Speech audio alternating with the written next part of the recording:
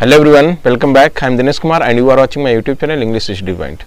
आज मैं एक बार फिर से आप सभी के लिए इंग्लिश ग्रामर से बहुत ही महत्वपूर्ण चैप्टर लेकर के आया हूँ। चैप्टर वही है सिंटैक्स, लेकिन ये पार्ट 3 है। इसके पहले मैं 2 वीडियोस अपलोड कर चुका हूँ। यदि आप उन दोनों वीडियोस को नहीं देखे हैं तो आप पहले उन दोनों पार्ट्स को देख लीजिए, तब आप तीसरे पार्ट को देखिए। सिंटैक्स आपका बहुत ही महत्वपूर्ण चैप्टर हो जाता है। सिंटैक्स जो है वो इंग्लिश ग्रामर का सबसे महत्वपूर्ण चैप्टर है, क्योंकि इसमें ग्रामर के सारे रूल्स एक जगह आपको मिल जाते हैं। और जितने भी कॉम्पिटिटिव एग्जाम्स होते हैं उन सब में सिंटैक्स से क्वेश्चंस लिए जाते हैं। ये आपको पहले भी बता चुका हूँ, इस वीडियो में भी इसलिए बता रहा हूँ क्योंकि कुछ लोग नए इस वीडियो को देख रहे होंगे। तो जो लोग नए हैं, पहली बार मेरे चैनल को देख रहे हैं, इस वीडियो को देख रहे हैं पहली बार, तो वो चैनल को सब्सक्राइब कर लें और साथ में बेल आइकन को प्रेस कर ऑल नोटिफिकेशन सिलेक्ट कर लें, ताकि जैसे मैं नया वीडियो अपलोड करूं उसका नोटिफिकेशन आपको तुरंत मिले। इसके साथ ही साथ यदि आप मेरे चैनल की मेंबरशिप को लेना चाहते हैं तो बिल्कुल आप चैनल की मेंबरशिप को ले सकते हैं। सब्सक्राइब बटन के बगल में आपको ज्वाइन का ऑप्शन मिल जाएगा, वहां जाकर के आप मेरे मेंबरशिप प्लान को देख सकते हैं। तो चलिए देखते हैं आज मैं आपके लिए इस वीडियो में क्या लेकर के आया हूँ।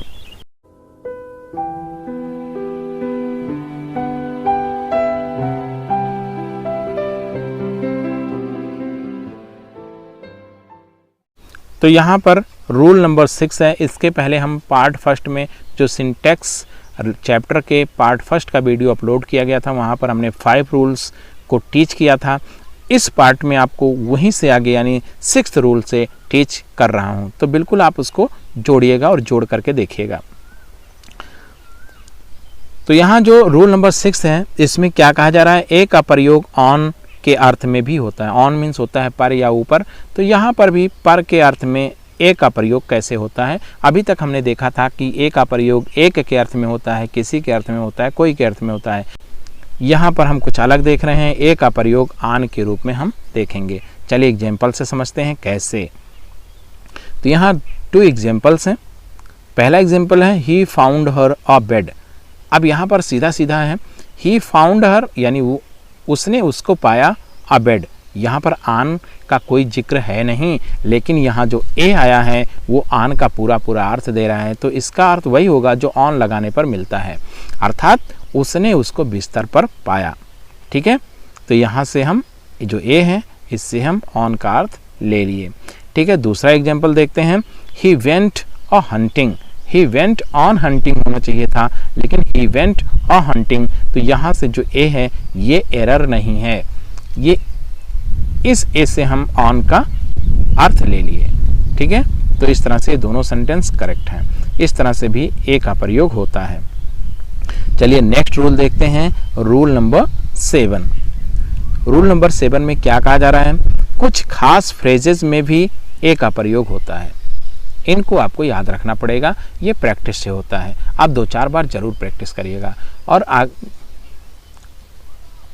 तो चलिए देखते हैं कौन कौन से फ्रेजेज हैं। उनमें से कुछ फ्रेजेज में लाया हूं, क्योंकि यहाँ ढेर सारे एग्जाम्पल लाना मुझे नहीं लगता है कि उचित होगा। तो आप सिर्फ समझिए इससे, बाकी आप स्टडी करते रहिए। मैं भी लगातार इस पे वर्क करता रहूँगा और आपके लिए फ्रेजेज के ऊपर भी वीडियो बना करके अपलोड करता रहूँगा।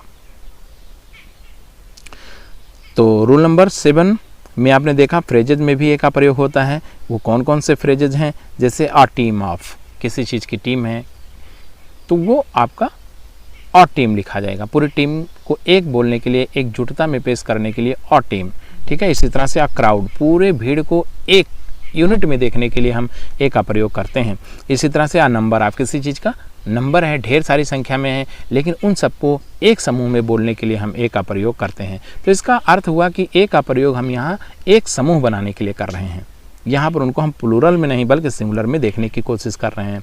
ऐसी तरह से आप पेयर ऑफ यानी जोड़ी, एक जोड़ी, अ गैंग ऑफ, तो इस तरह एक टोली। इस तरह फ्रेजेज में भी हम ए का प्रयोग करते हैं। यहाँ पर सिर्फ हम ए का प्रयोग नहीं कर पाएंगे, यहाँ पर एन का भी हम प्रयोग कर पाएंगे। जैसे मान लीजिए यहाँ टी ना होता, यदि यहाँ ओ से हमारा ये शब्द शुरू होता तो हम इसके पहले ए न लगा करके एन लगाते। तो ऐसा नहीं है कि इनमें हम सिर्फ ए लगाएंगे, बल्कि हम ज़रूरत के मुताबिक एन का भी प्रयोग कर सकते हैं। चलिए नेक्स्ट रूल देखते हैं, रूल नंबर 8। ए का प्रयोग संख्या और मात्रा यानी नंबर और क्वांटिटी का बोध कराने के लिए भी होता है ए का प्रयोग। ध्यान देंगे, ए का प्रयोग किसके, नंबर और क्वांटिटी बताने के लिए भी प्रयोग किया जाता है। कैसे, जैसे अ लॉट ऑफ, यानी ढेर सारी संख्या बताने के लिए, अ लॉट ऑफ मात्रा बताने के लिए, तो यहाँ पर अ का प्रयोग किया गया। इसी तरह से अ नंबर ऑफ का एग्जाम्पल आपने पिछले रूल में देखा है। इसी तरह से अ ग्रेट नंबर ऑफ, ढेर सारी संख्या, अच्छी खासी संख्या। इसी तरह से अ लार्ज नंबर ऑफ, ये ऐसे लगता है जैसे प्लूरल में तो है लेकिन पेश किया जा रहा है सिंगुलर में। इस तरह से एक का भाव देने के लिए हम यहाँ पर ए का प्रयोग किए हैं। यहाँ पर भी ए और एन दोनों का प्रयोग कर सकते हैं जैसे सिचुएशन आएगी। चलिए नेक्स्ट रूल देखते हैं, रूल नंबर 9। ए का प्रयोग ऑल यानी क्लास या जाति के अर्थ में भी होता है। ए का प्रयोग ऑल को प्रदर्शित यानी पूरी जाति को या पूरे क्लास को बोध करा या पूरे क्लास का बोध कराने के लिए ए का प्रयोग किया जाता है। कैसे, जैसे a crow is a clever word, यानी एक कौवा जो है ये चतुर पक्षी होता है। तो यहाँ पर एक कौवा तो कहा गया लेकिन ये पूरी जाति का बोध कर रहा है, तो पूरी जाति का बोध कराने के लिए यहाँ पर ए का प्रयोग किया गया। इसी तरह से अ parrot is an innocent bird, यानी पैरट जो है, एक पैरट तो यहाँ ए आया है लेकिन पूरी जाति का बोध कर रहा है, इसलिए इनके पहले ए का प्रयोग है। इसी तरह से हम एन का भी प्रयोग कर सकते हैं। तो इन सब में हम उसी तरह से समझ लेंगे, बात एक ही है, समझना है। एग्जाम्पल्स हैं आपके सामने, देख लीजिए। नेक्स्ट रूल देखते हैं, रूल नंबर 10। जो रूल नंबर 10 आपके सामने है, मोस्ट का प्रयोग वेरी के अर्थ में होने पर। जब हम मोस्ट का प्रयोग वेरी का अर्थ देने के लिए करते हैं तो इसके पहले ए का प्रयोग होता है। ध्यान देंगे इस बात पे, एक खास रूल है, इस पे आपको ध्यान देना होगा। कहीं भी यूज़ करिए तो बिना इसके मत करिए, या है बिना इसके तो वो इनकरेक्ट माना जाएगा। एग्जाम्पल में देखते हैं, he is a most handsome boy.